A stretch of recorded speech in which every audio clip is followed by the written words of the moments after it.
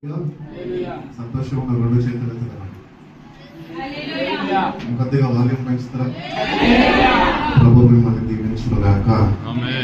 మంచిగా చిన్న పాట పాడుకుందాం. అందరికి వచ్చిన పాట పాడుకొని వాక్యంలోకి వెళ్దాం.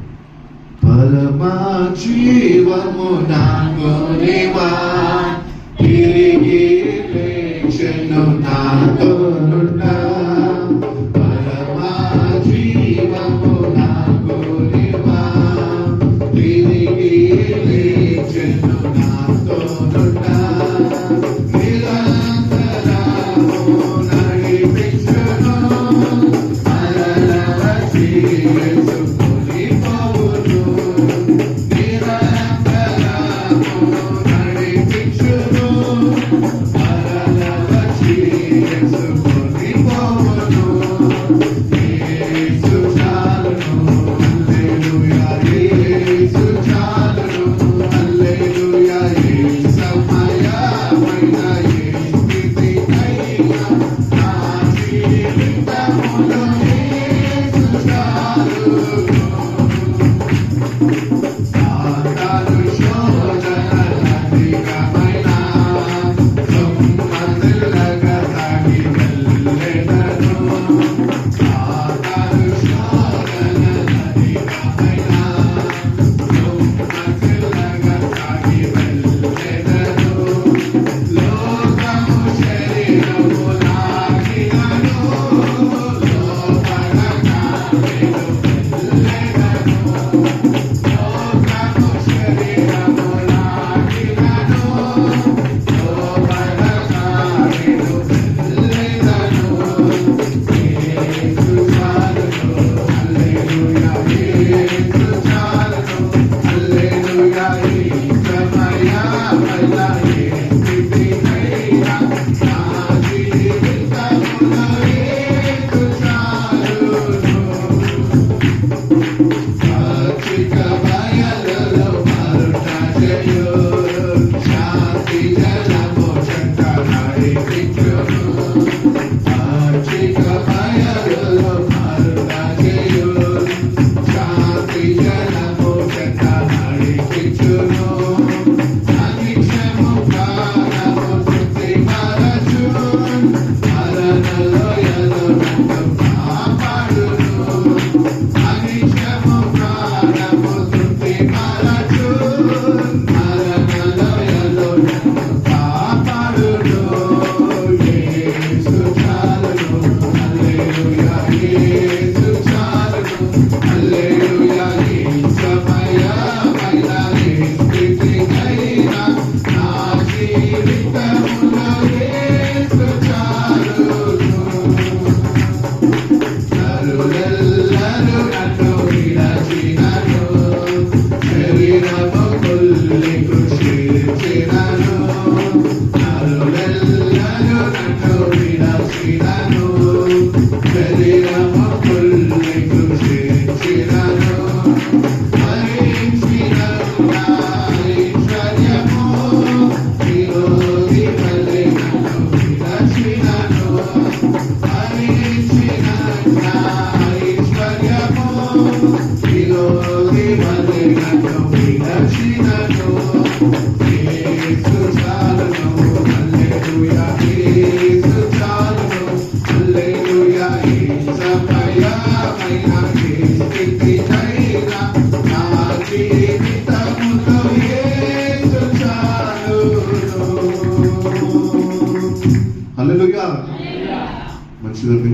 ఈ రోజుకి ఏర్పాటు చేయబడ్డ వాక్య ధ్యానం నిమిత్తము లేవి కాండము 18వ అధ్యాయము 1 నుంచి 5 వాక్యాలు. మరియు యెహోవా మోషేకి ఇలాగ సెలవిచ్చాను. మరియు యెహోవా మోషేకు ఇలాగ సెలవిచ్చెను. నేను మీ దేవుడైన యెహోవానని నేను మీ దేవుడైన యెహోవాను అని అని నీవు నీవు ఇశ్రాయేలులతో చెప్పుము. ఇశ్రాయేలుతో చెప్పుము. మీరు నివసించిన ఐగుప్తు దేశ ఆచారంలో చొప్పున ఐగుప్తు దేశ ఆచారాల చొప్పున మీరు చేయకూడదు. నేను మిమ్మల్ని రప్పించుచున్న కానాను దేశ ఆచారంలో చొప్పున కానాను దేశపు ఆచారం చొప్పున మీరు చేయకూడదు. వారి కట్టడలను బట్టి వారి కట్టడాన్ని బట్టి నడవకూడదు.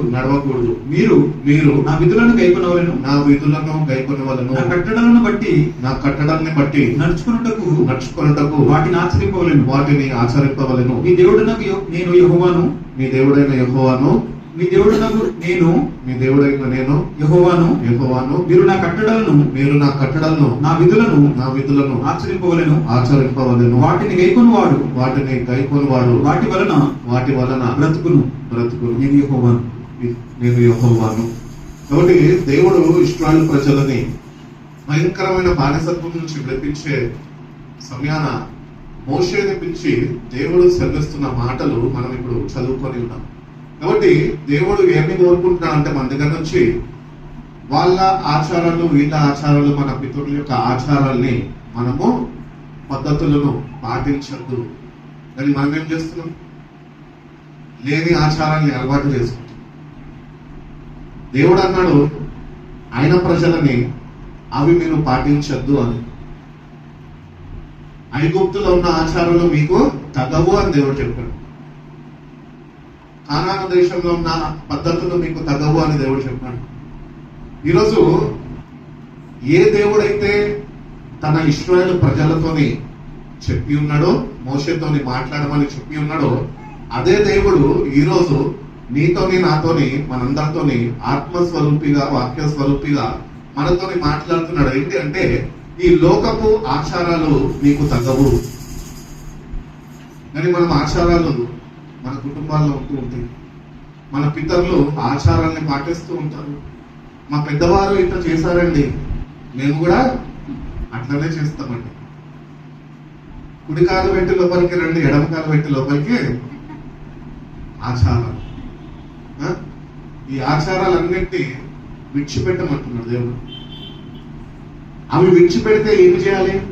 ఆయన ఆజ్ఞలని గైకొని, ఆయన కట్టడాలు, నియమనిబంధనాల్ని గైకొని వాటి ప్రకారము నడుచుకుంటే వాటి ప్రకారం మీరు జీవించాలి అని కోరుకుంటున్నాను. ఈరోజు ఆచారాలను విడిచిపెట్టము. ఈరోజు దేవుని దగ్గరకు వచ్చిన మనము క్రీస్తు రక్తంలో కడగబడినాక ఏ ఆచారము మనకి వర్తించదు. మనకి కేవలము ఏది వర్తిస్తుంది అంటే మన జీవితాల్లో కేవలము దేవుడి ఆజ్ఞలు మాత్రమే. హల్లెలూయా. కాబట్టి ఈ ఆచారాలు మనకి తగవు. ఈ ఆచారాలు ఒకవేళ నీ జీవితంలో ఇంకా నువ్వు వాటిని అనుసరిస్తుంటే కనుక దేవుడు తెలియజేస్తున్న మాటలు ఏమనగా, నువ్వు వాటిని విడిచిపెట్టు, కేవలము నువ్వు నా వాక్యానుసారంగా నువ్వు నడుచుకునే వాడిగా నువ్వు ఉండాలి అని దేవుడు కోరుకుంటాడు. దేవుడు తన హృదయ వాంఛని ఇశ్రాయేలు ప్రజలకి ఆయన తెలియజేస్తున్నాడు, మోషే ద్వారా తెలియజేస్తున్నాడు.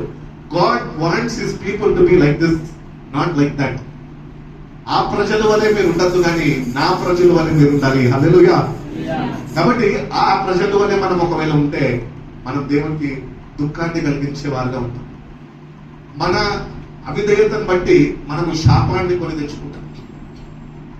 దేవుడి బిడ్డలుగా దేవుడు ఎట్టి రీతిగా కోరుకుంటున్నాడో అట్టి రీతిగా మనము నడుచుకోవడము నేర్చుకోవాలి. పద్ధతులు కాదు మనకు కావాల్సింది, ఆచారాలు కాదు మనకు కావాల్సింది, అలవాట్లు కాదు మనకు కావాల్సింది. మన పెద్దవారు ఎట్లనో వాళ్ళ కాలం అయిపోయింది, వాళ్ళు లోకాన్ని విడిచిపెట్టి వెళ్ళిపోయినారు. అక్కడితోని ఆచారాలని, అలవాట్లని, పద్ధతులని అన్నిటికీ నువ్వు ఫుల్ స్టాప్ పెట్టాలి. లేదంటే నేను ఫుల్ స్టాప్ పెట్టాను, కమా పెట్టి కంటిన్యూ చేస్తా అంటే అది నీ దరిద్రమే. అర్థమవుతుందా? కాబట్టి దేవుడు కోరుకుంటున్నాడు మనము ఆయన ఆజ్ఞల ప్రకారము మనం నడుచుకోవాలి. ఆయన కొన్ని కట్టడాలు, నిబంధనలు పెట్టి ఉన్నాడు ప్రజలకి, అవి కలిగి జీవించాలి అని దేవుని హృదయ వాంఛ ఉన్నది. కాబట్టి మన జీవితాల్లో నిజంగా కుటుంబ పరంగా, వంశపరంగా కొన్ని ఆచారాలు నీకు ఉన్నాయేమో. ఒకవేళ నిజంగా మారు మనసు చెందిన క్రైస్తవుడివే అయితే, నిజంగా మారు మనసు రక్షణ అనుభవం నీకుంటే ఆచారాలు నీకు తగవు, అవి విడిచిపెట్టేసి ఈరోజే దానికి కమా పెట్టి కంటిన్యూ చేయడం కాదు, కానీ దానికి ఫుల్ స్టాప్ పెట్టేసి దేవుడు వాక్య ప్రకారము, పద్ధతుల ప్రకారము, నిబంధనల ప్రకారము నేను నడుచుకుంటున్నానా లేదా అని నీకు నువ్వే వాక్యంలో సరిచూసుకొని వాక్యంతో దిద్దుబాటు కలిగి జీవించు. వాక్యం నిన్ను దిద్దుతేనే నీకు సిద్ధపాటు ఉంటుంది. నిన్న బ్రదర్ చెప్పాడు కదా, దిద్దుబాటు లేకుండా సిద్ధపాటు ఉండదు. కాబట్టి you have to correct your self. You don't need anyone to correct your self. ఎవడో వచ్చి నువ్వు తప్పు చేస్తున్నావు చెప్పక్కర్లే. నువ్వు తప్పు చేస్తున్నావు నీకు తెలుసు, నువ్వు గ్రహింపు కలిగి జీవించాలి. ఈ అన్య ఆచారాలు, అన్య పద్ధతులు ఇవన్నీ గ్రహింపు లేని వారు చేస్తే ఇవి మనకి తగవు. మనము గ్రహింపు కలిగి జీవిస్తున్నాం కనుక అవి మనకు తగవు అని విడిచిపెట్టి దేవుని ప్రజల వలె దేవుడు ఎట్టి రీతిగా నడుచుకోమంటున్నాడో అట్టి రీతిగా మనము నడుచుకోవాలి. ఉన్న వాస్తవం చెప్తున్నా, అందరు మన వాళ్ళే కాబట్టి. అన్ని ఆచారాలు మనకు పనికిరావు. నిన్న ఫాస్టింగ్ ప్రేయర్ లో కూడా చెప్పిన, కొంతమంది వస్తే ఏం చెప్పినా తెలుసా, నేను మండే కొరకు వెయిట్ చేస్తున్నా అని చెప్పిన. ఎందుకు మండే కొరకు ఎందుకు వెయిట్ చేస్తున్నా అని ప్రశ్న ఎవరికైనా వచ్చింది? మండే రాఖీల పండగ ఉంది, అవునా? అందరూ బస్ ఎక్కి పోతురంట. దేనికి? రాఖీలు కట్టడానికి. నేను చెప్పిన మన చర్చ్ లో ఎంతమంది స్టేటస్లు పెడతారు, ఒక్కొక్కరిని నిలదీస్తా సంఘంలో. ఏమనంటే రక్షాబంధన్, నీ బంధం కాదు. ఏ బంధాలు ఈ లోకంలో మనకు ఉండద్దు అని వాక్యం చెప్తుంది. ఆయననే మన బంధము. హల్లెలూయా. ఎవ్వడు నిన్ను రక్షించడు. ఇదొక ఆచారం, అది వాళ్ళ పద్ధతులు, అవి మనకు తగవవి. మై స్వీట్ సిస్టర్ అని రాఖీ పెడతారు, మై స్వీట్ బ్రదర్ అని రాఖీ పెడతారు. క్రైస్తువులేనా వీళ్ళు అసలు? ఒకవేళ నువ్వు క్రైస్తవుడిగా ఉండి నీ జీవితంలో నువ్వు మీ అక్క చేతను, నీ చెల్లి చేతను, ఎవరి చేతను రాఖీ కట్టించుకుంటున్నారేమో, ఒకవేళ మీరు కడుతున్నారేమో, అవి మనకు తగవు అని నేను చెప్తున్నాను. వాటి జోలికి వెళ్ళద్దు. దానిలో దాగి ఉన్న శాపం పొందకుండా ఉంటాయి. నువ్వు పవిత్రంగా జీవించాలి, దేవుని వాక్యానుసారంగా జీవించాలి, దేవునికి సమీపంగా జీవించాలా, దేవునికి ఇష్టమైన బిడ్డగా నువ్వు జీవించాలి. అంతేగాని లోక పద్ధతులు, లోక ఆచారాలు మనకి తగవు. ఒకవేళ ఇప్పటి వరకు నువ్వు కంటిన్యూ చేస్తావేమో, ఇప్పటి నుంచి అలా తెలుసుకున్నావు కదా, విడిచిపెట్టేసే వాటి. ఇంకా ఇంకా ఎక్కువ దరిద్రాన్ని కొని తెచ్చుకోదు. ఉన్న దరిద్రమే సరిపోయింది కదా. ఇప్పటికి వచ్చి నెత్తి నోరు పట్టుకొని దేవుని దగ్గర ప్రార్థన చేస్తున్నాం కదా, ప్రభువా నన్ను ఒక్కసారి జ్ఞాపకం చేసుకోవాలి, నా జీవితాన్ని బాగు చేయాలి. మరి ఆయన బాగు చేయాలంటే నువ్వు కొన్ని మానుకోవాలి. అన్ని చేస్తాను, ఆయన కూడా నాకు చెయ్యాలి అంటే చేయాలి. ఆయన ఎప్పుడు మన పట్ల కార్యాలు జరిగిస్తాడు అంటే, ఎప్పుడు మనం ఆశీర్వదిస్తాడు అంటే, నువ్వు ఎప్పుడైతే ఏవి మనకి తగవో వాటిని గ్రహింపు కలిగి వాటిని విడిచిపెట్టి అప్పుడు నువ్వు ఆయన యుద్ధకు వచ్చి, ప్రభా ఈ అలవాట్లు, ఈ ఆచారాలు, ఇవన్నింటినీ, పద్ధతులన్నింటినీ నేను విడిచిపెట్టాను, ఇప్పుడు నన్ను ఎట్లా నడుచుకోమంటావు, నువ్వు నన్ను నడిపించు ప్రభా అని నువ్వు అప్పుడు ఆయన దగ్గరకు వస్తే అప్పుడు ఆయన నేను ఆశీర్వదించగలుగుతాను. అంతేగాని ఈ లోకపరమైన ఆచారాలు, అలవాట్లు అన్ని కలిగి ఉండి దేవుని దగ్గరకు వచ్చి దేవ నన్ను ఆశీర్వదించాలంటే దేవుడు నిన్ను ఆశీర్వదించాడు. కాబట్టి do not follow their practices. ఈ లోకంలో ఒక సామెత ఉంటుంది, ఏమని? Practice makes a man perfect. అన్నిటికీ వర్తించదు, కొన్నిటికీ వర్తిస్తుంది. కానీ మనం అన్నింటిలో ఇంప్లిమెంట్ చేయడానికి ట్రై చేస్తూ ఉంటాం. మనకు నచ్చిన దాంట్లో మనం ప్రాక్టీస్ చేస్తుంటాము, అది పాపమైనా కూడా గ్రహింపు లేకుండా చేస్తూ పాపంలో పర్ఫెక్ట్ అయిపోతామేమో. అందుకని దేవుడు అంటున్నాడు, do not follow their practices. వాళ్ళు ఏమన్నా చేసుకోండి, నాకు సంబంధం లేదు. అందరూ పండగ ఉంది అని చెప్పి ఎత్తుదికి వేరేసుకొని వస్తారు ఆఫీస్కి, అవునా? కొంతమంది అయితే ప్రత్యేకంగా పండగ ఉన్నది అని చెప్పి కొత్త బట్టలు కొనుక్కొని వస్తారు. ట్రెడిషన్ మెయింటైన్ చేస్తారు, ట్రెండ్ కావాలి వాళ్ళకి. కొంతమంది ట్రెండ్ సెంటర్స్ అని పిలువబడతారు. వాళ్ళు ఏంటంటే వాళ్ళొక్కరు వేయడం కాదు, కానీ వాళ్ళ వెనక వాడిని ఫాలో చేసేటది ఇంకా 10 మంది వాళ్ళలాగానే తయారు చేస్తారు. వీళ్ళు ఎవరంట? Trend centres. వీళ్ళు ఇవన్నీ మనకు తగవు అని తెలిసి కూడా దేవుని బిడ్డలే, బయటోళ్ళు కాదు నేను మాట్లాడే, దేవుని బిడ్డల గురించి. సంఘంలో ఉన్న వాళ్ళే, బాప్తిజం తీసుకున్న వాళ్ళే, రక్షణ పొందుకున్న వాళ్ళే ఇవన్నీ పాటిస్తుంటారు. వీటి వల్ల వాళ్ళకి రాబోయే దినాల్లో దేవుని యొక్క శాపం వస్తుంది. అందుకే నేను క్రీస్తు రక్తంలో కడగబడిన కొత్త నిబంధన క్రైస్తుడుగా, విశ్వాసిగా నువ్వు ఉంటుంటే కనుక ఆచారాలన్నింటినీ నువ్వు విడిచిపెట్టేసి తెలిసి శాపాన్ని కొని తెచ్చిపెట్టుకో. వాళ్ళ ఆఫీస్లో ఏ పండగన్నా చేసుకొని, ఏ వాతావరణం అన్నా వాళ్ళు కలుగు చేసుకొని, ఆ రోజు నువ్వు ఏం చేయలేదు సార్, చక్కగా లీవ్ పెట్టేసి ఇంట్లో కూర్చొని ప్రార్థన చేయి. అది చేత కాదు. కానీ అందంగా మేకప్ పూసుకొని ఇవ్వమంటే శుభ్రంగా వెళ్తాం. ఎందుకు అన్యులతోనే సాంగత్యము నీకు అవసరమా? దేవుడు చెప్పాడు మీకు అన్యులతోనే సాంగత్యం ఉండకూడదు, ఈ లోకంతో నీకు సహవాసం ఉండకూడదు అని దేవుడు చెప్పాడు. బైబిల్ చెప్తున్నది ఈ లోకంతోనే స్నేహము, దేవునితోనే వైరము అని. నువ్వు లోకంతోనే స్నేహం చేస్తే, ఒకవేళ లోక పద్ధతుల ప్రకారము నీ ఫ్రెండ్స్, నీ ఆఫీస్ కొలీగ్స్ ప్రకారము నడుచుకుంటే నువ్వు దేవునికి శత్రువుగా మారిపోతావు. దాన్ని బట్టి రుజువు చేయొచ్చు ఏమనంటే నీలో వాక్యము లేదు. లోక ఆచారాలు, లోక పద్ధతులు నీలో ఉన్నంత కాలము దేవుని వాక్యము నీ జీవితంలో స్థిరపరచబడదు. ఈరోజు ఎందుకు క్రైస్తవులు సతమతం అయిపోతున్నారు అంటే వాళ్ళ జీవితాల్లో వాక్యాలు స్థిరపడలేదు. ఆ వాక్య ప్రకారం వాళ్ళు నడుచుకుంటలేదు, వాళ్ళని వాళ్ళు సరి చూసుకుంటలేదు. మనకు తగని పద్ధతులన్నీ అలవాటు చేసుకున్న ప్రకారం నడుచుకుంటున్నారు. ఇంటి రీతిగా ఒకవేళ మన జీవితాలు ఉంటే కనుక అది మనం నష్టం కొని తెచ్చిపెట్టుకుంటాం. దేవుడు సూటిగా స్పష్టంగా తన ప్రజలతో చెప్తున్నాడు, ఆ దేశము కానీ ఈ దేశం కానీ ఆ ఆచారాలు అలవాట్లు మనకి తగదు. మరి ఏం చేయమంటున్నాడంటే ఆయన ఆజ్ఞల ప్రకారము నువ్వు నడుచుకోవాలి. You should obey my laws and be careful to follow my decrees. దేవుని ఆజ్ఞలు, ఆయన మార్గం నువ్వు వెతికి దాన్ని నడుచుకునే వారిగా మనం ఉండాలి అని దేవుడు కోరుకుంటున్నాడు. కాబట్టి ఈ లోక ఆచారాలు ఇవన్నీ నీలో ఇంకా ఉన్నాయేమో, లోకంలో ఉంటున్న సాంప్రదాయాలు ఇవన్నీ నీలో ఉన్నాయేమో, అవన్నీ విడిచిపెట్టేసి నేటి కన్నా ఒక కనువిప్పు కలిగి దేవుని వాక్యాన్ని హృదయంలో చేర్చుకోనికి ప్రయత్నించు. ఆ వాక్యము నీ జీవితంలో నీ హృదయంలో స్థిరపరచబడితే అప్పుడు నువ్వు ఆయన మార్గంలో నడుచుకోగలుగుతావు. చర్చికి వచ్చినంత మాత్రాన, ఉపవాసాలు ఉన్నంత మాత్రాన, ప్రార్థన చేసినంత మాత్రాన, ఇతరులకి సహాయం చేసినంత మాత్రాన నువ్వు ఆయన మార్గంలో నడుచుకోలేవు.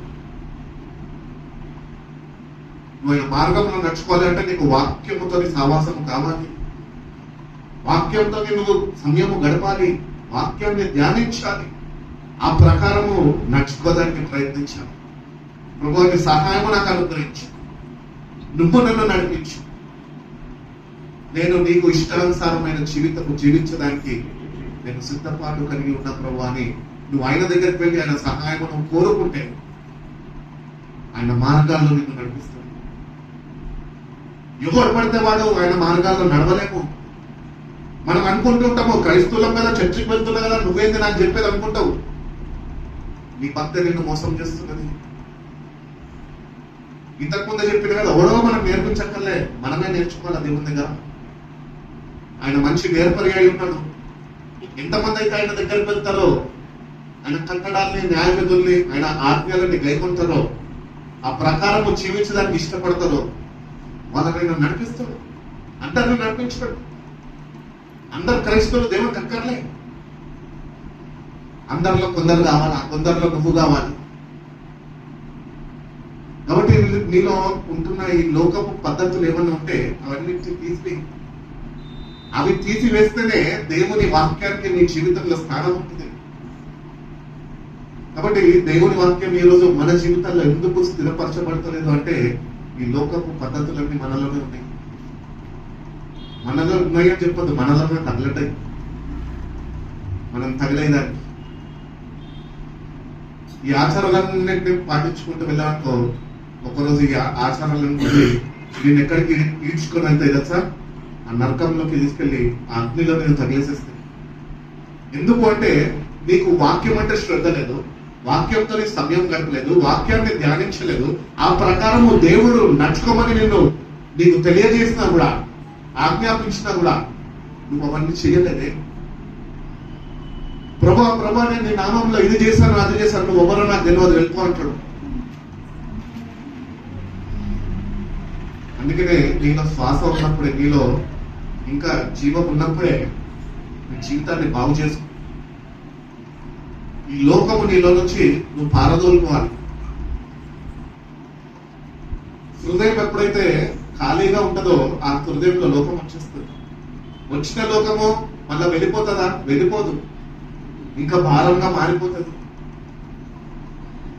ఈరోజు దాని నుంచి విడుదలను పొందుకోవాలి అంటే నువ్వు దేవుని వాక్యాన్ని చదువుతూ, వాక్యాన్ని ప్రేమిస్తూ, వాక్యాన్ని హృదయంలో చేర్చుకుంటూ ఆ ప్రకారము నువ్వు నడుచుకోవడానికి నువ్వు వాక్యంతో సాహసించాలి.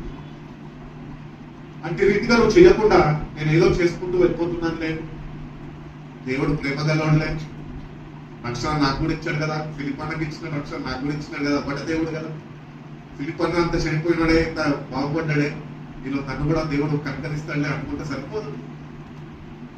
నీ అంతటా నువ్వు ఆజ్ఞలని గైకొని ఆ ప్రకారము నువ్వు నడుచుకోవాలి అని దేవుడు తెలుసు. అదే లేవికాండము 20వ అధ్యాయం 23వ వాక్యం చూడు. మీ ఎదుటి నుండి వెళ్ళగొట్టుచున్న నేను మీ ఎదుటి నుంచి వెళ్ళగొట్టుచున్న జనముల ఆచారములను బట్టి, జనముల యొక్క ఆచారాలని బట్టి నడుచుకోకూడదు. జనుల యొక్క ఆచారాలు అంటాయి ఏంటంట?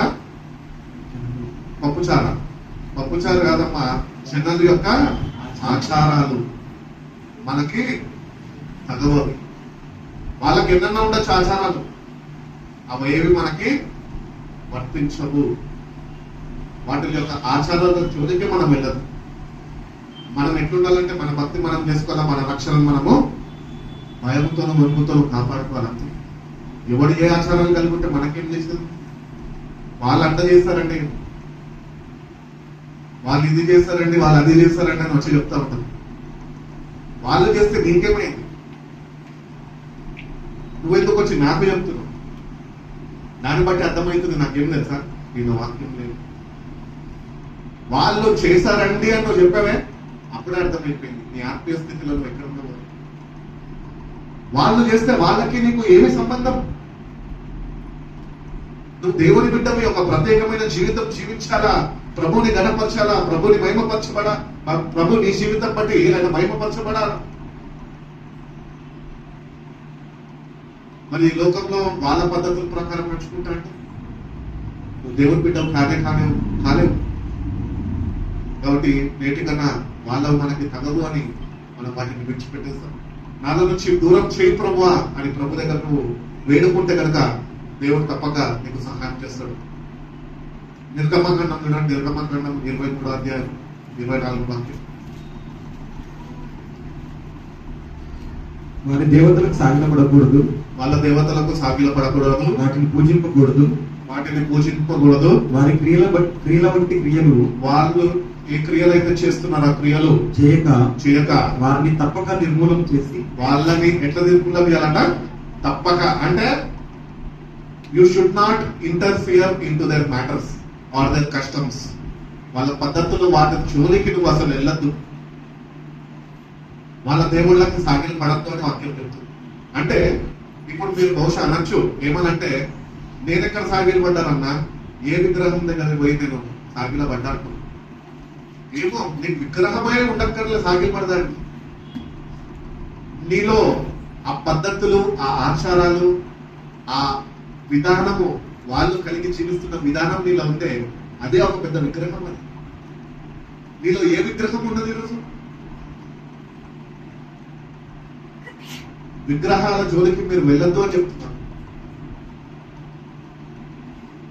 ఈరోజు కాలం ఎట్లా మారిపోయిందంటే మనం వెళ్ళక్కర్లే, 50 మంది దగ్గరకు వస్తున్నాయి. అదే మనం వద్దనుకున్నా కూడా నన్ను విగ్రహం చేసుకో అని నీ దగ్గరికి వస్తుంది. అది ఫోన్ కావచ్చు, లేకపోతే వాట్సాప్ కావచ్చు, లేకపోతే ఫేస్బుక్ కావచ్చు, ఇన్స్టాగ్రామ్ కావచ్చు, ఏదైనా కావచ్చు. పాత నిబంధనలో దేవుడు చెప్పాడు ప్రజలకి నువ్వు వాటి జోలికి వెళ్ళొద్దు అని. కానీ కొత్త నిబంధన క్రైస్తవులకి ఒక పరీక్ష కాలం అన్నమాట. ఏంటి అంటే ఆ ప్రజలకు చెప్పాడు వాటి దగ్గరికి మీరు వెళ్ళొద్దని. కానీ కొత్త నిబంధనలకు వచ్చినాక మనకేంటి తెలుసా? ఒక పరీక్ష కాలం ఇది. అవే మన దగ్గరకు వస్తాయి, కానీ అవి మనకి విగ్రహాలు కావచ్చు. అదేవిధంగా ఏవి మనకి విగ్రహాలుగా ఉండద్దు. విగ్రహం అంటూ ఏది మనకు ఉండద్దు. మీ భార్య గాని, భర్త గాని, తల్లి గాని, తండ్రి గాని, మీ బిడ్డలు గాని, ఏదన్నా కానీ విగ్రహం అంటే అది ఊపిరి లేనిది. కళ్ళున్నాయి చూడదు, చెవులున్నాయి వినదు, నోరున్నాయి మాట్లాడదు, కాళ్ళున్నాయి నడవదు. అది నిన్ను మోసం చేస్తుంది. అందుకనే నీ సమయం ఎక్కువ దేంతో గడుపుతున్నావో అదే నీకు ఒక పెద్ద విగ్రహం. కాబట్టి దేవుని బిడ్డలుగా మన జీవితాల్లో విగ్రహాలు ఉండద్దు. మన జీవితంలో ఏముండాలి అంటే ఆ విగ్రహము స్థానంలో దేవుని వాక్యం ఉండాలి. హల్లెలూయా. అందుకనే దివారాత్రులు దాన్ని ధ్యానించేవారు ధన్యులు, ధ్యానించిన వారు అన్యులు. అర్థమవుతుందా? కాబట్టి ధన్యులుగా జీవించు, దేవుని ఆజ్ఞలను గైకొను, ఆ ప్రకారం నడుచుకోనికి సాహసించు, ప్రార్థించు. దేవుని శక్తిని ఆత్మ నడిపింపును నాకు అనుగ్రహించు, ఒక ధన్యకరమైన జీవితమును నాకు అనుగ్రహించి ఉన్నావు కనుక నీ కట్టడాలన్నింటి నేను గైకొని ఆ ప్రకారం నేను నడుచుకుంటాను అని నువ్వు దేవుడికి చెప్పగలితే దేవుడు తప్పక నీకు సహాయం చేస్తుంది. కీర్తన గ్రంథం 106 అధ్యాయం 35 వాక్యం చూడు. 106:35.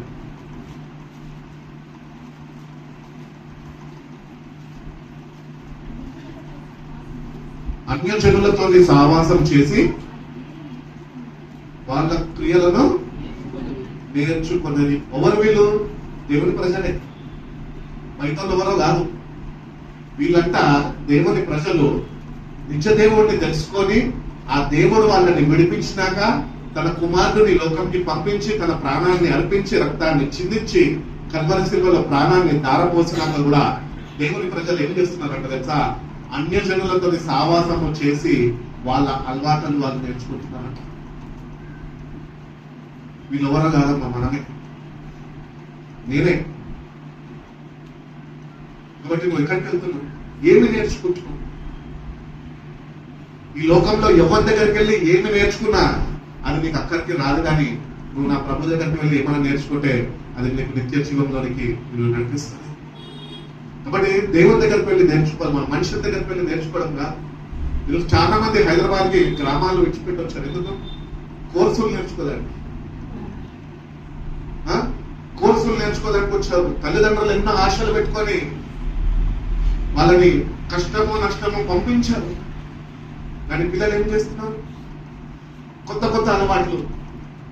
ఇంట్లో ఉన్నప్పుడేమో మమ్మీ డాడీ ముందు ఏమి తెలియనట్టు అమాయకురాల్లాగా ఉంటారు. అమ్మని తలెత్తి చూడాలన్నా కూడా భయమే. ఇక్కడికి వచ్చినాక ఎట్లుంటారంటే ఒక చక్కటి సాక్ష్యం పొందుకుంటారు. ఏమని తెలుసా?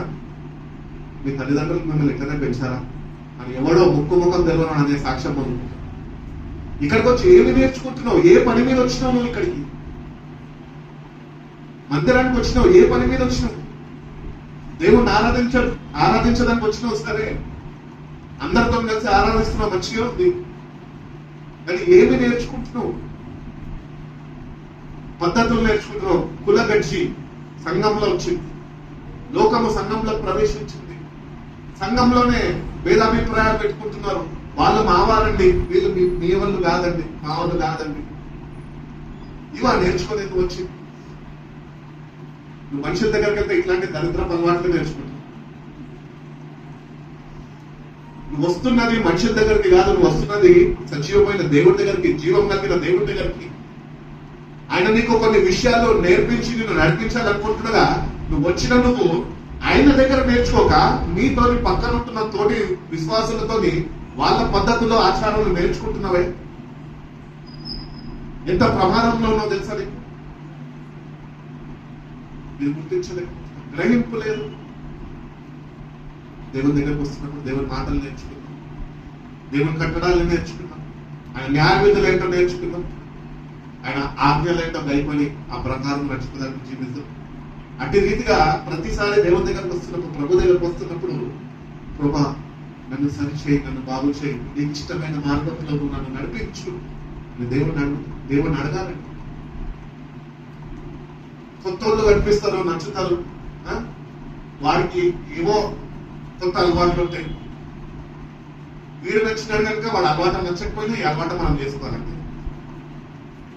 ఎందుకో కలిసిమెలిసి ఇద్దరు ముందుకు కొనసాగాలంటే నేను కూడా అలవాటు కలిగి ఉంటేనే మనతో వెళ్ళగలుగుతాను. ఇవి నేర్చుకుంటాను. ఇంకొక ఉదాహరణ చెప్పాను. ఒకప్పుడు హ్యాపీ బర్త్డే అంటే చక్కగా ఫ్రెండ్స్ అందరు కలిసి శుభ్రంగా ఒక చిన్న కేక్ తీసుకొచ్చి, ఒక క్రైస్తవ కుటుంబం అయితే కనుక కేక్ తీసుకొచ్చి ప్రార్థన పూర్వకంగా ప్రార్థన చేసి కేక్ కట్ చేసుకొని, కుటుంబంలో 8 మంది ఉన్నా, 10 మంది ఉన్నా, 12 మంది ఉన్నా, 15 మంది ఉన్నా ఆ ఉన్న కేక్ కట్ చేసుకొని నీట్గా తినేటోళ్ళు. కానీ సిటీలోకి వచ్చినాక ఏం నేర్చుకున్నాం? ఒక్కంది బర్త్డే 5 కేకులు కట్ చేయడం నేర్చుకున్నాం. కొన్ని కేకులు కొన్నారు, కట్ చేస్తున్నారు, బాగానే ఉంది. అది తింటున్నారా? ఫెయిర్ అండ్ లవ్లీ తక్కువైనట్టు ముఖానికి చూపిస్తుంది. ఇవా నేర్చుకునేది వచ్చి ఏమి నేర్చుకుంటున్నావు? నువ్వు చేస్తున్న పనులు నీకు ఉపయోగకరమేనా? అది ఇతరులకు ఉపయోగకరంగానే ఉన్నదా? మీ అమ్మ నాన్న నీకు ఇస్తున్న ఆ సంపద వాళ్ళది ఏదైతే ఉన్నదో దాన్ని ఏం చేస్తున్నావు? సరైన విధానంలో నువ్వు సద్వినియోగపరుస్తున్నావా? లేకపోతే వాళ్ళు కష్టము చేసి పొలం దున్నుకొని అన్ని చేసుకొని నీకు ఏదో ఒక డబ్బు పంపించి హాస్టల్ ఫీజు కట్టుకొని బతుకురా అని చెప్పి నేను పంపించి బాగుపడరా అని పంపిస్తే వాళ్ళ కష్టాజీతం అంతటి నువ్వు నీ దోస్తులు అని చెప్పి ఫ్రెండ్స్ అని చెప్పి వాట్సాప్లో స్టేటస్ పెట్టుకుని కేకుల ముందు కూర్చొని క్యాండిల్ అంటించి అన్ని ఆచారం కాదా ఇది? నాకు చాలా బాధ అనిపిస్తుంటది బర్త్డే సెలబ్రేషన్స్ మన వాళ్ళు చూసినప్పుడు చర్చల్లోనే కేకులు కట్ చేస్తారు, క్యాండిల్ అంటించుకుంటారు. అది దీపావళిలో చుచ్చుబుడ్డి అయిపోయినట్టు కేకు మీద అది పైకి ఎగురుతూ ఉంటది. దానికేమో వీడు కేక్ కట్ చేసుకుంటూ నవ్వుతా ఉంటాడు. మళ్ళీ వీడు కేక్ కట్టింగ్ అయిపోగానే క్రైస్తవ బిడ్డలందరే కేకు తినడం కాదు, కేకు పూసుకోవడం. అన్ని ఆచారాలు కాదా ఇవన్నీ? ఇవే నిన్ను నీ రక్షణను పోగొడతాయి. నీకు అర్థమైతలే. నువ్వు ప్రభు దగ్గరకు వెళ్ళి నీ యాత్రను ముగించుకున్నాక ప్రభువా నేను ఏం చేశాను ప్రభా, నేను నీ కొరకు కదా జీవించిన అంటే ప్రభు ఒకటి అంటాడు, ఈ అన్ని ఆచారాల్లో నువ్వు ఉండిపోయినావు. పలానా బర్త్డే, పలానా ఇయర్, పలానా ఫ్రెండ్స్ తో నువ్వు కేక్ ఇట్లా కట్ చేసి స్టేటస్ పెట్టుకున్నావు. అంతా రికార్డ్ నా దగ్గర ఉన్నది. అన్ని ఆచారాలు ఇలా ఉన్నాయి కనుక నా రాజ్యంలో నీకు స్థానం లేదని ఇస్తాను అంతే. అప్పుడు అయ్యా కేక్ కట్ చేసినందుకు ఇంత పని అయింది అనుకుంటే కూడా ఏం చేయలేదు. అర్థమైందా? అన్ని ఆచారాలు మనకి తగవు అని దేవుడు చెప్తున్నాడు. వాళ్ళ అలవాట్లు మనకు వద్దు. చక్కగా పరిశుద్ధమైన జీవితము, ఒక మాదిరికరమైన జీవితము. కేకులు కట్ చేసి కేకులు పూసుకొని ఫ్రెండ్స్ తో ఎంజాయ్ చేసి కూల్ డ్రింక్లు తెచ్చుకొని షేక్ చేసి మీద కొట్టుకొని ఆ డబ్బులతో పూర్ ఫీడింగ్ చేయండి. అన్నం లేని వాళ్ళు ఎంతమంది ఉన్నారు రోడ్ల మీద? కొత్త బట్టలు కొనుక్కోవద్దని చెప్పాను నేను. కొనుక్కోండి, బాగానే ఉంటది. కొనుక్కున్న మీరు పద్ధతిలో వేసుకోండి, పద్ధతిలో నడుచుకోండి. అంతేగాని కొత్త బట్టలు వేసుకోండి, నన్ను చూడు నా అందాన్ని చూడు అన్నారనుకో ఇది లోక ఆచారమే. కాబట్టి జాగ్రత్త. చిన్న చిన్న విషయాల్లో నువ్వు దేవుని మార్గాన్ని తప్పిపోయి నిత్య నాశనానికి నువ్వు గురైపోతున్నావు. ఎందుకంటే జాగ్రత్తగా ఉండు. రక్షణ విలువైనది, ఉచితంగా అనుగ్రహింపబడ్డది. మీరు విలువ పెట్టి కొనబడ్డ వారు అంటున్నాడు. ఆయన స్వరక్తాన్ని ఇచ్చి మీరు కొనుక్కున్నాడు. ఆయన సొత్తుగా మీరు చేసుకున్నాడు. వాక్యం అంటున్నది మీరు మీ సొత్తు కాదు, మీరు నా సొత్తు అయి ఉన్నారు, నా ప్రజలు అయి ఉన్నారు. మరి ఆయన ప్రజలు ఆయనకి తగిన రీతిలో నడుచుకోవడం నేర్చుకోవడం. రక్షణ బాటలో సరైన విధానంలో మనము నడుచుకోవాలి.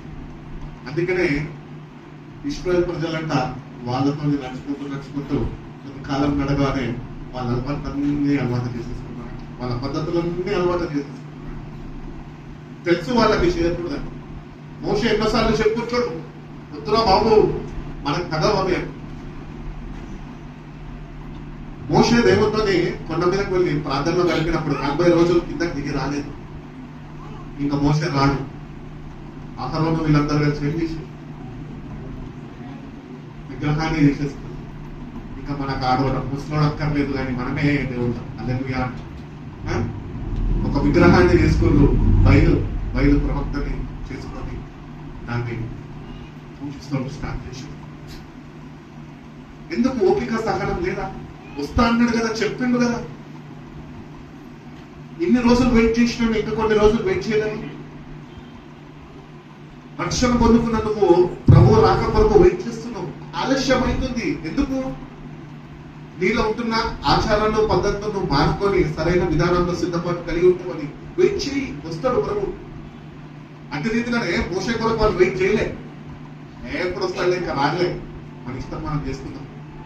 ఉన్న బంగారం అంతా కలెక్ట్ చేసారు, పోగేసారు, విగ్రహాన్ని చేసారు. దాన్ని పోలీసు దేవునికి కోపం రేపిండు, మోషకి కోపం రేపిండు. ఎందుకు? అన్య ఆచారాల్ని వాళ్ళు అలవాటు చేసుకున్నారు. ఈరోజు నువ్వు కూడా ఈ లోకంలో మీ ఫ్రెండ్స్ పద్ధతులు లేకపోతే మీ ఫ్రెండ్స్ తో నుండి అలవాట్లు నీకు అలవాటు అయి ఉంటే కనుక, ఆ పద్ధతులు నీకు అలవాటు అయి ఉంటే కనుక నువ్వు దేవునికి కోపం రేపుతున్నావు. జాగ్రత్త. దేవునికి కోపం నుంచి ఎవరు తప్పించబడలేడు. దేవుడు ఎంత ప్రేమిస్తాడో అంత కోపం కూడా చేస్తాడు. దేవుడు ఉగ్రత పంపినంత మనం తట్టుకోలేము, చచ్చిపోతాం. కాబట్టి ఈ లోకంలో జీవిస్తున్న మనము ప్రత్యేకపరచబడ్డ వారము అని గుర్తించాం. క్రీస్తు రక్తము నీ కొరకు నా కొరకు మన అందరి కొరకు దారపోసి ఆయన సొత్తుగా మనం మార్చుకున్నాడు అని మనం ఎప్పుడు మర్చిపోతున్నాం. మీరు ఈ లోకం నుంచి వేరుపరచబడ్డారు, ప్రత్యేకింపబడిన ప్రజలు అని పిలుచుకుంటున్నారు. ఆ ప్రత్యేకతని కలిగి జీవించాలి. అందరితో ఒకరిలా ఉండదు. మనం 1000 మంది ఉన్నా వాళ్ళలో అవుట్ స్టాండింగ్ వేరే డిఫరెంట్ గా ఉండాలా. 10,000 మందిలో ఉన్నా కూడా మనము ఒక ప్రత్యేకమైన జీవితం కలిగి జీవించాలి. బాధాకరమైన విషయం, ఒక పాస్టర్ గారు ఉన్నారు నాకు తెలుసు, నేను విజయవాడలో చెప్పండి, పేర్లు చెప్పండి, కానీ చక్కటి పాస్టర్, వాళ్ళ మమ్మీ డాడీ కూడా పాస్టర్, ఓన్ సంఘం ఉన్నది. కుటుంబంలో వివాదం జరిగినప్పుడు ప్రసంగం ఇచ్చినాడు, అదరగొట్టేసాడు. 5 మంది పాస్టర్లు పిలిచారు. 5 మంది పాస్టర్లలో 5 మంది వాక్యానుసారంగా చెప్పిండ్రు. ఈయన కూడా కొద్దిగా వాక్యానుసారం లోకానుసారంగా వాక్యం చెప్పిండు. దాని తర్వాత ఏముంటది, భోజనాలు బంతి తీసుకోమంటారు, బంతిలో కూర్చోబెట్టి ఆడ కూర్చున్నాం, మేమందరం కూర్చున్నాం పాస్టర్లతో. మరి ఇంత చక్కగా చెప్పిన ఈ పాస్టర్కి ఏమైందేమో కానీ, దురాత్మ దూరిందో ఏమో నాకు అర్థం కాలే. కానీ అక్కడ పోయి డప్పు కొడుతుంటే వాళ్ళందరూ ఎగురుతుంటే వాళ్ళతో ఎగురుతుంటే ఎగ్గరేటోడు సరిగ్గా ఎగ్గరొచ్చు కదా. నన్ను చూసి మళ్ళీ కమ్మని కింద కూర్చుంటుంది. నాకు అనిపించింది ఇది ఎక్కడ కూడా బాబు, నేను ఎందుకు వచ్చిన పొరపాటు వచ్చినామో, వాడు ఎంజాయ్మెంట్ పాడు చేస్తున్నారేమో. నేను చెప్పిన ఏ పాస్టర్ అయితే నన్ను మిగతా బాధ్యత, నేను ఇక్కడ ఉంటే కొంచెం మందికి ఇబ్బందికరంగా ఉన్నట్టుంది, నేను పక్కకి వెళ్ళి కూర్చుంటాను, మేము కదా నా దగ్గర తీసుకొని వచ్చినా చెప్పిన ఆయన. ఇంటి రీతిగా లోకంలో ఉంటున్నాం మనం. దేవుని బిడ్డలమే, పాస్టర్లే, వాక్యం బోధించేటోళ్ళే, వాక్యం ఎరిగిన వారే. ఈ పద్ధతులు మానడం మనం అట్టి రీతిగా ఉండద్దండి. ఈ లోకపరమైనవి ఏవి అన్న మనలో ఉంటే, అలవాట్లు ఏవన్నా మనలో ఉంటే విడిచిపెట్టేస్తున్నారు. ఎందుకంటే అవి మనకు తగవారు. దేవుడు వాక్య ప్రకారంగా నడుచుకుందాం చాలు, ఇంకేమక్కర్లే మనకి లోకంలో. ఈ లోకంకి నువ్వు ఏమీ తెలియదు, ఏమీ నువ్వు తీసుకొని వెళ్ళవు. ఈ లోకంలోకి వచ్చినందుకు దేవుడు నీకు ఏమి ఇచ్చాడు సార్, వాక్యాన్ని ఇచ్చాడు. ఆ ప్రకారం నువ్వు నడుచుకుంటే ఆయన నీ కొరకు సిద్ధపరిచిన దేవుని రాజ్యం ఒకటి ఉన్నది, పరలోక రాజ్యంలో నిన్ను చేరుస్తాడు. ఈ అలవాట్లు ఆచారాలు ఇవన్నీ ఉండి నువ్వు పరలోక రాజ్యంలోనికి ప్రవేశించలేవు, అడుగు కూడా పెట్టలేవు. కాబట్టి నీలో ఏమన్నా ఉంటే కనుక విడిచిపెట్టేసి, ఈ రోజు కన్నా విడిచిపెట్టేసి. ఎజికేల్ గ్రంథం 23వ అధ్యాయం 8వ వాక్యం త్వరగా వెళ్దాం. కరెక్ట్ 1 o'clock ముగించే ముందు ముగించేద్దాం. ఎజికేల్ గ్రంథం 23వ అధ్యాయం 8వ వాక్యం.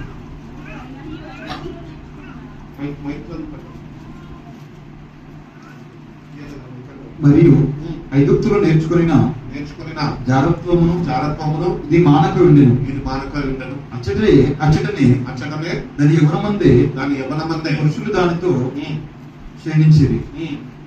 దాన్ని కాబట్టి ఈ లోకంతోనే నువ్వు క్రైస్తవుడుగా ఒక ప్రత్యేకింపబడిన వ్యక్తిగా నువ్వు ఈ లోకంతోనే ఒక సాంగత్యము కలిగి ఉంటే నువ్వు దాంతో చారత్వంలో ఉన్నావంట. పాపంలో పట్టబడి ఉన్నావు, పాపంలో పండిపోతున్నావు. ఎందుకంటే ఇంకా లోకంలోనే లోకపు పద్ధతుల్లో నువ్వు ఉంటున్నావు. అది యవ్వన కాలం నుంచి నిన్ను పాడు చేసేసింది. యవ్వన కాలంలో అలవాట్లు పోతాయి. యవ్వన కాలంలో ఏం చేస్తాం తెలుసా, కొత్త అలవాట్లు నేర్చుకోవడానికి సాహసిస్తాం, పరుగులు ఆడుతుంటాం. అలవాటు చేసుకోవడం మంచిదే, కానీ వదులుకోవడం చాలా కష్టం. దేవుని కృపనే పట్ల లేకపోతే కనుక నువ్వు దాన్ని వదులుకోలేదు. కాబట్టి ఈ చారత్వము అనేది చూసినది, కోరుకున్నది, నచ్చినది ఊహిస్తే, ఊహలో కూడా వస్తే నువ్వు దాంతో పాపం చేసిన వారిని. తోటి మన జీవితాలు క్రీస్తు రక్తంలో కడగబడినాక it should be very pure. పవిత్రమైన ఆలోచనలు, పవిత్రమైన తలంపులు, పవిత్రమైన జీవితము మనం కలిగి జీవించాలి. ఎప్పుడైతే వాక్యము నీలో స్థిరపరచబడుతుందో అప్పుడు నీలో పవిత్రత నిలిచి ఉంటుంది. వాక్యము నీలో లేదు వెంటనే అపవిత్రత నీలోకి వస్తున్నది. ఈ అపవిత్రత అంతటే నువ్వు తొలగించుకోవాలి అంటే నువ్వేం చేయాలి సార్? ఎక్కువగా వాక్యాన్ని చదవాలి, ధ్యానించాలా, ప్రేమించాలా, నీ హృదయంలో దాన్ని భద్రపరచుకోవాలి. చెడు తలంపులు, చెడు ఆలోచనలు, చెడు క్రియలు ఇవన్నీ మనలో నుంచి మనం తొలగించేసారు. ఇవన్నీ మనము ఈ లోకంలో ఉండి నేర్చుకున్నాం, అలవాటు అయితే మనకు. ఈ అలవాట్లని మనము దేవునితోని సహవాసం చేస్తూ వాటిని విడిచిపెట్టాలి.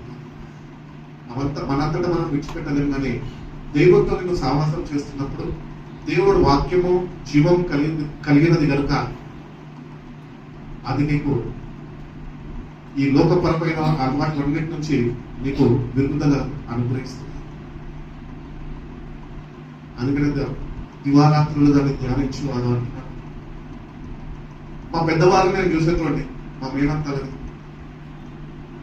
ఆమె ఈ చర్చ్కి తన జీవితాన్ని సమర్పించుకుంది, వివాహము చేసుకోలేదు, గవర్నమెంట్ జాబ్ గెస్టెడ్ ఆఫీసర్ ర్యాంక్ లో ఉద్యోగం చేసింది, 94 years వరకు ఇక్కడ వాక్య పరిచర్య చేసింది. ఆమె గురించి ఎందుకు ఇప్పుడు ఈ వాక్యం అంటారా? ఆమె ఒకటే పని చేసేది. ఏం చేసేది తెలుసా? పొద్దున్న లేస్తే వాక్యం, 11 గంటలు లేచినా వాక్యం, అన్నం తినేసి 1 గంట నడుకుని లేచినా వాక్యం, అర్ధరాత్రి 10 గంటలకి ఫ్యామిలీ ప్రేయర్ అయిపోయినాక 11 గంటలకి చూసినా వాక్యం, మళ్ళా 2 గంటలకు లేచి ముసలి లైట్ వేసి నేత్రాన్ని చూస్తే మళ్ళీ వాక్యం. వీళ్ళు కాదా ధన్యులు? మనం ఎన్నిసార్లు చదువుతున్నామంటే బయట 3 సార్లు కన్నా ఎక్కువ రోజు చదివేటప్పుడు ఎవరైనా ఉన్నారు బయట? ఒక్కరు లేరు. చాలా బాధాకరమైన విషయం. చదవాలండి, దేవుడు ఎప్పుడైతే మనం గడుపుతామో అప్పుడే దేవుడు మనకు జ్ఞానోదయాన్ని కలిగిస్తాడు. కాబట్టి ఈ లోకపు అలవాట్లన్నింటినీ విడిచిపెట్టి దేవుని మార్గంలో నడుచుకోవాలి అంటే నువ్వు ఆయనతో సమయము గడిపేవాడిగా ఉండాలి. పేతురు రాసిన మొదటి పత్రిక 4వ అధ్యాయంలో 2-4 వాక్యాలు చదువుతాం. 2-4 వాక్యాలు.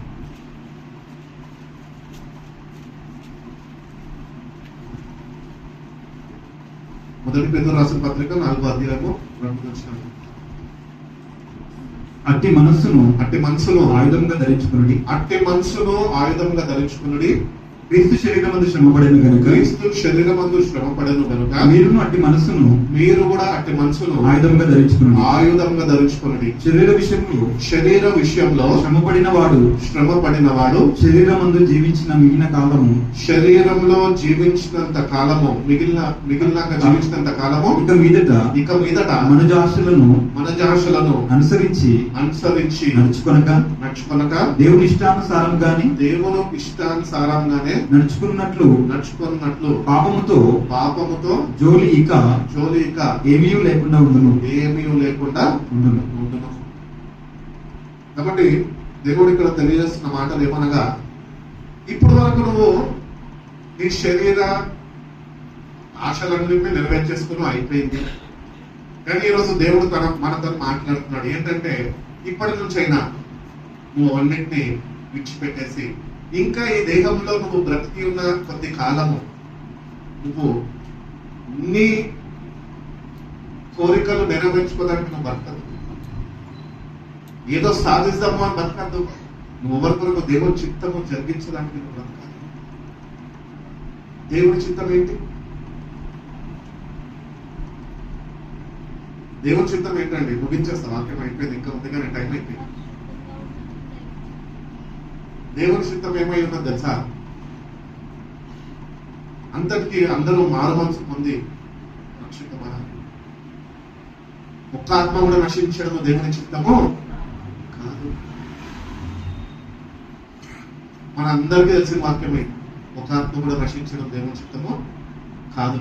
చదువుతున్నా నువ్వు పద్ధతులు, అలవాట్లు, ఆచారాలు మానుకోక నశించిపోతున్నవే. ఆ గ్రహింపు ఎందుకు కలిగి జీవించలేకపోతున్నావు? మన వాళ్ళు ఎట్లా చదువుతుంది వాక్యము? అది మనకి అవసరమైన వాక్యాలే మాట్లాడాలి. మనకు అవసరం లేని వాక్యాలని పక్కన వాళ్ళ మీద నెట్టేసాం. ఇట్టి రీతిగా కాదండి వాక్యం చదవడం. వాక్యము అందరితో ఒకటేలాగా మాట్లాడతాం. ఒక్క ఆత్మ దర్శించడం కూడా దేవుని చిత్తం కాదు అన్నప్పుడు ఆ ఒక్క ఆత్మని దేవుడు తన పరిశుద్ధ వాక్యంలో ఆయన లిఖిత పూర్వితంగా ఉంచినాడు అంటే ఆ ఒక్క ఆత్మ ఎవరు కాదు, అది నీ ఆత్మనే. ఆ గ్రహింపు నీకుందా? ఒకసారి నీ జీవితాన్ని సరి చేసుకో. ఎన్ని ఆచారాలు, ఎన్ని లోక పద్ధతులు, ఎన్ని శరీర ఐహిక విచారాలు ఇవన్నీ కలిగి జీవిస్తున్నావు. ఇవన్నీ నువ్వు తొలగించుకోగా దేవదూత వలె మందిరానికి వచ్చేసి కూర్చొని పరిశుద్ధుడు అతి పరిశుద్ధుడు అని వాడితే ఏమొస్తుంది? లేని దురాత్మలన్నీ వచ్చి మీద కూర్చుంటాయి. ఎందుకంటే దురాత్మలు కూడా దేవుడిని శుద్ధిస్తాయి. ఒకప్పుడు అవే స్థుతించాయి మొట్టమొదటిగా, నా తర్వాత మనుషుల దగ్గర కృష్ణ.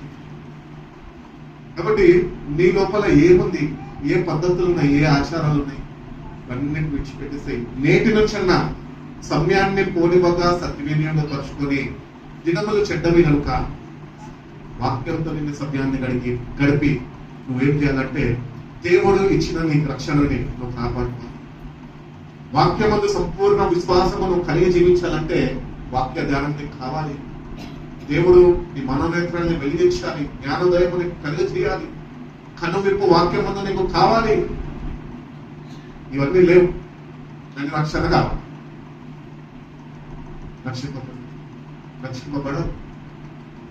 కాబట్టి ఉంటున్న కొద్ది సమయం అంత్య దినాల్లో ఉంచడము, రాకడ సమయంలో ఉంచడము, మరొక మాట చెప్పాలంటే ఆఖరి గడియల్లో ఉంచడము. They only few hours left in God's timing.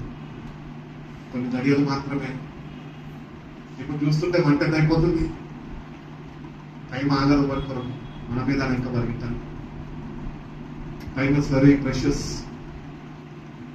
అందుకనే కొన్ని ఆఫీసులో ధనాపేక్ష కలిగిన వారు ఏమంటారు, time is money, money makes many things అంటారు. టైం పెడితేనే వెళ్ళి 8 గంటల ఆఫీస్లో కూర్చుంటేనే జీతం వస్తుంది, లేకపోతే రా. నెలలో ఒక్క రోజు పోతాను, జీతం మొత్తం పోవాలనిపిస్తాడు. అట్లనే ఆదివారం ఒక్క రోజు మందిరానికి వస్తాను, పరలోకం ఇస్తాడా ప్రభా అంటే విరాము కూర్చొని నీలో ఉన్నవన్నీ నువ్వు తొలగించుకో, ఆయనలో ఉన్నవన్నీ నువ్వు చేర్చుకో. హల్లెలూయా. ఆయన మనకు నేర్పించిన ప్రతి ఒక్కటి మనం చేర్చుకోవాలా, ప్రకారం నడుచుకొని జీవించాలి. కాబట్టి దేవుడు మనల్ని ఎంతగానో ప్రేమించాడు, తన ప్రియ కుమారుడిని మన కొరకు ఇచ్చి ఉన్నాడు. ఆయన వచ్చి నీ కొరకు నా కొరకు 2024 సంవత్సరాల క్రితం ఆయన కల్వరి శిలువలో ప్రాణాన్ని దారపోసి ఉచితముగా మనకి రక్షణని అనుగ్రహించున్నాడు. యేసయ్య ఏం చేశాడు అంటే రక్షణ పాత్రని నీకు ఇచ్చాడు. ఆ పాత్రని నువ్వు ఎట్టి రీతిగా పట్టుకొని జాగ్రత్తగా కాపాడుకుంటూ నడుచుకుంటున్నావు, అది నీకు తెలియాలి. ఒకవేళ నువ్వు ఆ రక్షణ అనే పాత్రని నువ్వు శ్రద్ధ వహించక ఇష్టానుసారంగా నువ్వు జీవిస్తుంటే కనుక ఆ పాత్ర నువ్వు రక్షణ పొందుకోకపోతే అది ఎగిరిపోతుంది, కింద పడిపోతుంది. రక్షణను పోగొట్టేసుకుంటావు. రక్షణను పోగొట్టుకుంటే ఇంతకాలం భక్తి చేసి వెంటనే ఇంత బతికి వెనక కుడేసుకుని వచ్చినట్టు మన బతుకు కూడా అట్లనే అవుతున్నాం. వచ్చినాము అన్ని పాటలు ఆడినాం. ఎప్పుడు 2004 నుంచి వస్తున్న ప్రతి గుడాల పండుగలో అన్ని పాటలు వచ్చు మనకి. అన్ని కీర్తనలలో మంచి మంచి కీర్తనలు అన్నీ వచ్చు. ఎవరన్నా భయం వేస్తుంది అక్క అని చెప్తే ఏమో నా కాపరి నాకు లేమి కలగదు అని చెప్పేస్తూ అంత బాగానే ఉంది. కానీ జీవితాన్ని మార్చుకోలేదు, మనసును మార్చుకోలేదు, అన్నీ చేసినావు. లాస్ట్కి ఎక్కడికి వెళ్ళిపోతుంది సార్, నరకానికి వెళ్ళిపోతుంది. కాబట్టి ఏమాత్రము అశ్రద్ధ వహించండి. శ్రద్ధ వహించి దేవా నేటి నుంచి నా జీవితాన్ని నేను మార్చుకుంటా, నా సమయాన్ని నేను సద్వినియోగపరుచుకుంటా, నీతోని గడుపుతా ప్రభా. నీ వాక్యంతో నన్ను నింపు, నీ వాక్యంతో నన్ను సరిచేయి, నీ వాక్యంతో నన్ను కట్టు ప్రభా. నువ్వు అనుగ్రహించిన రక్షణని కొన్ని కృపను నాపై విస్తరింపచేయి ప్రభా.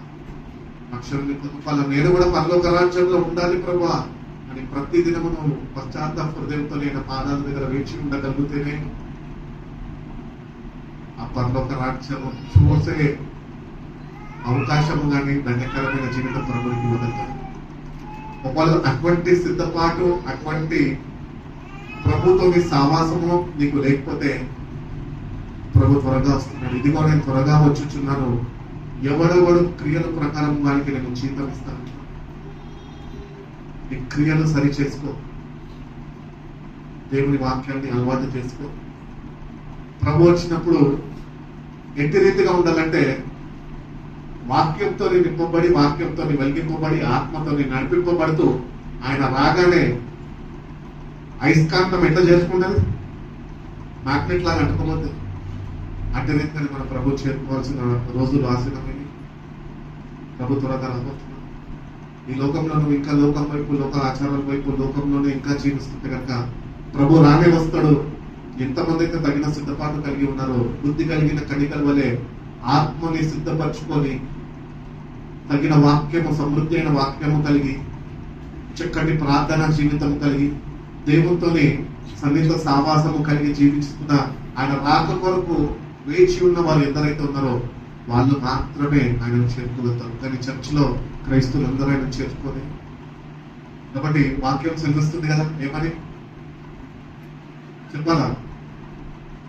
పిలబడ్డవారు ఇప్పాలి, గోర్లు ఇప్పాలి. పిలబడ్డవారు, ఏర్పరచబడ్డవారు, లేపబడేవారు ఎందరు ఇక్కడ, అది చెప్పండి. ముగించేసిన వాక్యం అయిపోయింది. పిలబడ్డవారు అనేకుల్లో, సరే అనేకుల్లో ఉన్న మనము పిలబడ్డము, ఈరోజు వచ్చినాము. ఈరోజు వచ్చిన నువ్వు ఏర్పాటులో ఉన్నవాని నిన్ను సరి చూసుకో. ఈ లోక పద్ధతులన్నింటినీ విడిచిపెట్టు. అట్టి రీతిగానే లేపబడే కృపని దేవుడి దగ్గర నుంచి పొందుకో. దేవుడు ఎటువంటి కృప మనందరికీ అనుగ్రహించి ఆయన పరిశుద్ధ రాకలో మనల్ని జ్ఞాపకం చేసుకొని తన రాజ్యంలో చేర్చుకున్న కనుక కళ్ళు మూసుకుందాం, ప్రార్థన చేసుకుంటాం.